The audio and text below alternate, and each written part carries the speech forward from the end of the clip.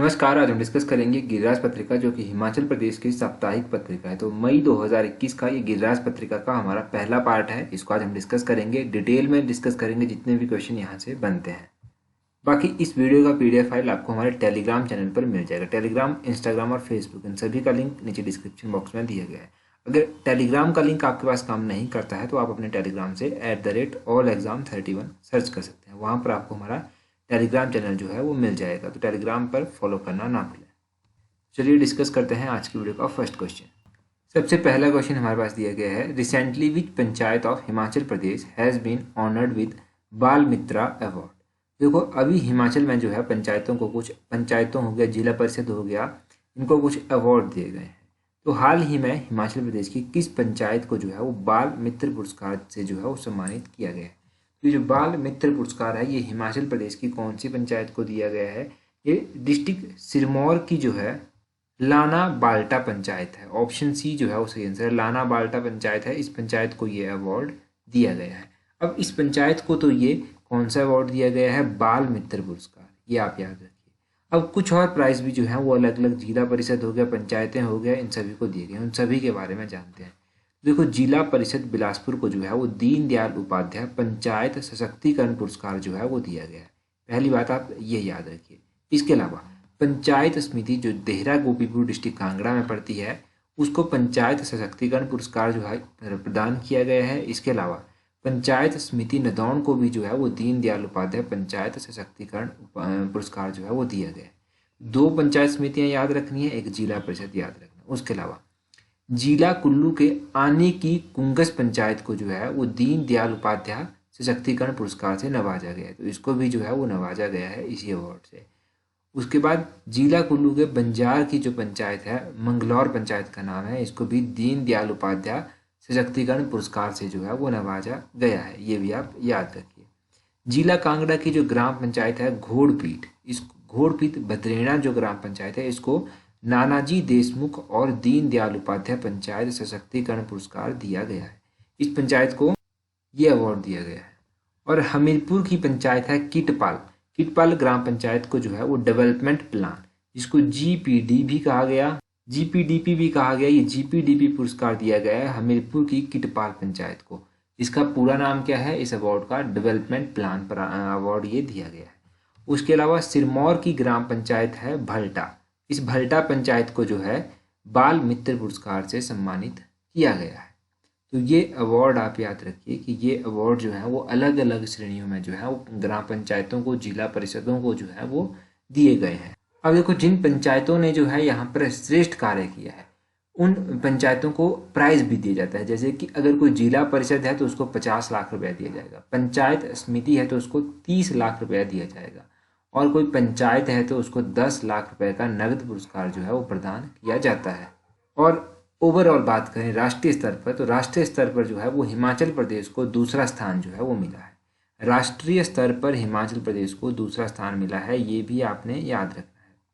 तो ये जितनी भी जानकारी मैंने आपको बताई एग्जाम पॉइंट ऑफ व्यू से इंपॉर्टेंट है, सारी की सारी आपको याद रखनी है। अगला क्वेश्चन देखिए, विच of the following statement is correct about प्रधानमंत्री गरीब कल्याण अन्न योजना। एक योजना चलाई गई जिसका नाम है प्रधानमंत्री गरीब कल्याण अन्न योजना। इसके बारे में कौन सा कथन सही है? पहले कहा गया है कि प्रधानमंत्री गरीब कल्याण अन्न योजना जो है इज अ पार्ट ऑफ प्रधानमंत्री गरीब कल्याण पैकेज। ये जो प्रधानमंत्री गरीब कल्याण अन्न योजना है ये प्रधानमंत्री गरीब कल्याण पैकेज का एक हिस्सा है। दूसरे में कहा गया है कि it's nodal ministry is the ministry of rural development. इसकी जो नोडल मिनिस्ट्री है जो इसको ओरिएंट करेगी वो है मिनिस्ट्री ऑफ रूरल डेवलपमेंट। तो दूसरी स्टेटमेंट को बात करें तो ये तो गलत है और पहली स्टेटमेंट बिल्कुल सही है। अब इस योजना के बारे में आप जानें। ये जो प्रोग्राम चलाया गया है प्रधानमंत्री गरीब कल्याण अन्न योजना, तो ये ऑपरेट किया जा रहा है department of food and public distribution और under the ministry of consumer affairs food and public distribution, इनके द्वारा जो है इसको ऑपरेट किया जा रहा है। ये आप याद रखिएगा इस प्रोग्राम के बारे में, ये जो प्रधानमंत्री गरीब कल्याण अन्न योजना है। अब कॉन्टेक्स्ट क्या था, क्यों ये गिरिराज पत्रिका में आया था? गिरिराज पत्रिका में ये इसलिए आया था कि हिमाचल प्रदेश के जो खाद्य नागरिक एवं उपभोक्ता मामले के मंत्री हैं जिनका नाम है राजेंद्र गर्ग, इन्होंने बताया है कि हिमाचल प्रदेश में जो है वो राष्ट्रीय खाद्य सुरक्षा अधिनियम के अंतर्गत जो है जो लोग चयन किए गए हैं अंत्योदय अन्न योजना के तहत और भी अलग अलग योजनाओं के तहत जो है, उनको जो है वो जून 2021 के लिए 5 किलोग्राम खाद्यान्न प्रति लाभार्थी जो है वो दिया गया है। तो ये इंपॉर्टेंट नहीं है, इन्होंने और भी कहा। इन्होंने कहा कि प्रधानमंत्री अन्न योजना जो चलाई गई है, इस योजना के तहत जो है वो 28.64 लाख उपभोक्ता जो हैं वो लाभान्वित हो चुके हैं, जो बिल्कुल भी एग्जाम पॉइंट ऑफ व्यू से इंपॉर्टेंट नहीं है। जो इंपॉर्टेंट था वो हमने डिस्कस कर लिया, ठीक है। तो ये आप याद रखिएगा जो हमने डिस्कस किया एग्जाम पॉइंट ऑफ व्यू से आप लोगों के लिए इंपॉर्टेंट बनता है। अगला क्वेश्चन देखिए, अगले क्वेश्चन में पूछा गया है Thirsu fair is celebrated in which district of Himachal Pradesh. ये जो थिरसू मेला है ये हिमाचल प्रदेश के कौन से जिले में मनाया जाता है। ये जो थिरसू मेला है इसके बारे में गिरिराज पत्रिका में आया था। अब गिरिराज पत्रिका में इसके बारे में आया था तब आपको पता होना चाहिए। ये थिरसू मेला जो है ये कुल्लू डिस्ट्रिक्ट में मनाया जाता है। ऑप्शन ए जो है वो सही आंसर है। अब इसके बारे में थोड़ा सा जान लेते हैं। देखो, डिस्ट्रिक्ट कुल्लू का जो आउटर सिराज है, आउटर सिराज के भी जो दूर दराज के क्षेत्र हैं वहाँ पर जो है ये मेला मनाया जाता है। यहाँ पर जो है वो हर वर्ष 8 वैशाख को जो है ये थिरसू नामक पारंपरिक मेला जो है वो मनाया जाता है। ये मेला जो है वो 7 वैशाख की संध्या को जो है वो स्थानीय देवता जिनका नाम है रखाऊ नाग जी, इनकी रथ यात्रा से जो है वो शुरू हो जाता है।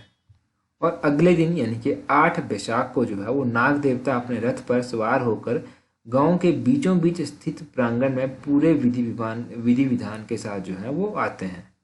गांव की जो महिलाएं हैं वो अपने इष्ट देवता का स्वागत करती हैं, उन्हें अनाज भेंट करती हैं, फूल की मालाएं उन्हें पहनाती हैं। इस मेले के दौरान जो है वो ग्रामीणों के द्वारा विभिन्न प्रकार के स्वांग भी जो है की जाती है, जैसे कि मेंढक नृत्य हो गया, मुगल मट्ठान हो गया, ढोल बेल्टी हो गया, ब्रह्मचारी हो गया, साहूकार हो गया।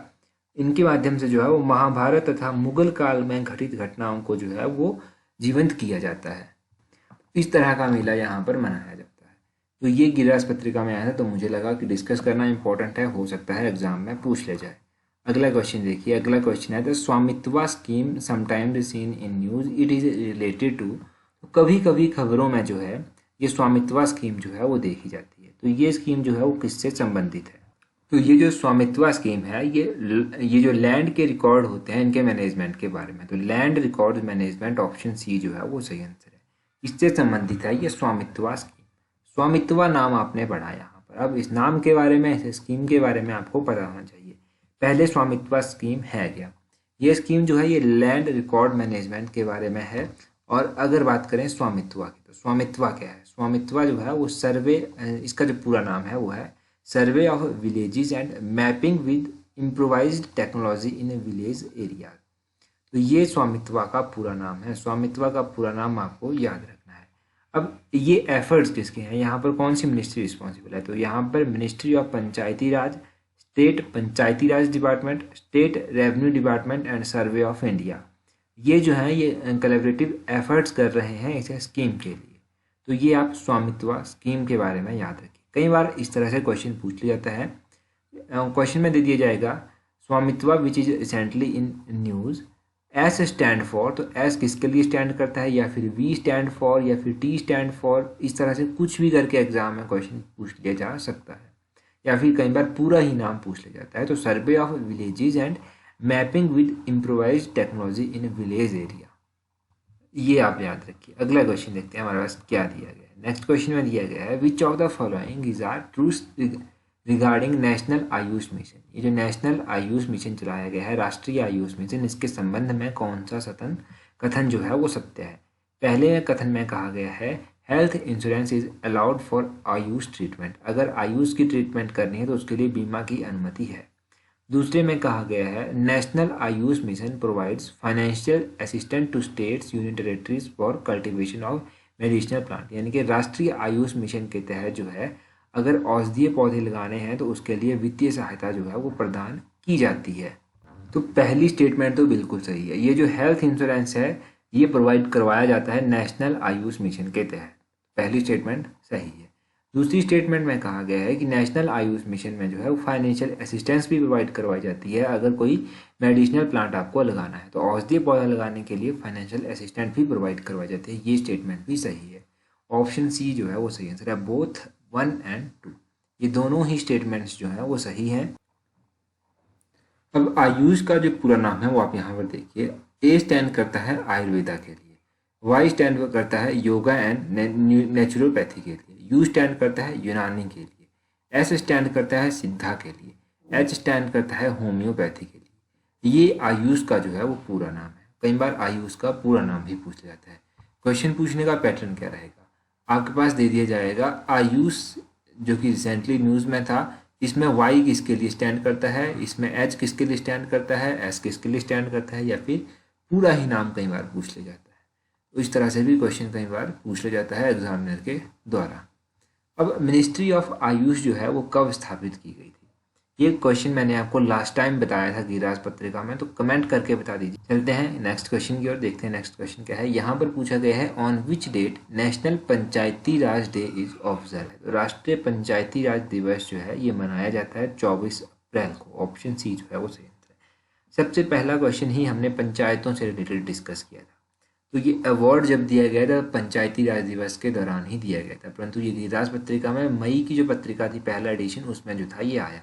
अब 24 अप्रैल को मनाया जाता है पंचायती राज दिवस। इस दिवस के बारे में भी थोड़ा सा आपको पता होना चाहिए। देखो ये जो दिवस है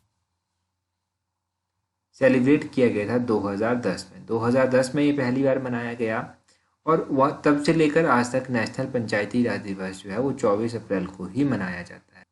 कब ये पंचायती राज दिवस मनाया गया था? 2010 में ये पंचायती राज दिवस जो था वो मनाया गया। अगला क्वेश्चन देखते हैं हमारे पास क्या दिया गया है। अगले क्वेश्चन पूछा गया है where was the last rites of Draupadi held. Draupadi का अंतिम संस्कार जो था वो कहाँ पर हुआ था? ये क्या माना जाता है कि इनका अंतिम संस्कार कहाँ पर हुआ था? तो तांडी में माना जाता है कि इनका अंतिम संस्कार जो था वो हुआ था। गिरिराज पत्रिका में भी एक आर्टिकल दिया गया था जिसमें चंद्र और भागा नदी के बारे में बात की गई थी और द्रौपदी का अंतिम संस्कार कहाँ पर हुआ था वो भी बात की गई थी। चंद्रा और भागा ये दो नदियाँ हैं, ये दोनों नदियाँ जो हैं वो तांडी नामक स्थान पर आकर जो है वो मिल जाती हैं।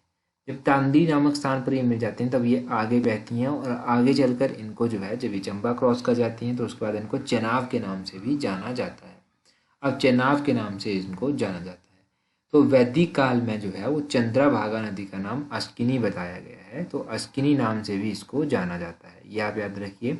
और ये काफ़ी पवित्र नदी जो है वो लाहौल स्पीति में मानी जाती है कि इनकी ये काफ़ी पवित्र नदी, जैसे गंगा को एक पवित्र नदी माना जाता है उसी तरह चंद्रभागा नदी को भी जो है वो पवित्र नदी माना जाता है। अब द्रौपदी का अंतिम संस्कार यहाँ पर हुआ था। ये भी माना जाता है सिकंदर को जो था यहीं पर आकर शिकस्त जो था वो मिली थी और सिकंदर को जो छाती पर तीर लगा था वो तीर जो था इशारे लगा था या फिर इसी नदी के तट पर। अब यहाँ से कमेंट करके आप बताएंगे कि यमुना नदी का वैदिक नाम क्या है। ध्यान रखिएगा वैदिक नाम पूछा गया है तो वैदिक नाम यमुना। और काफ़ी लोग अभी भी ऐसे हैं जो वीडियोस देखते हैं परंतु चैनल को अभी तक सब्सक्राइब नहीं किया है, तो वो लोग सब्सक्राइब कर। बाकी देखो कुछ ऐसी योजनाएं जो हम पहले कई बार डिस्कस कर चुके हैं, फिर से डिस्कस करें नहीं करेंगे।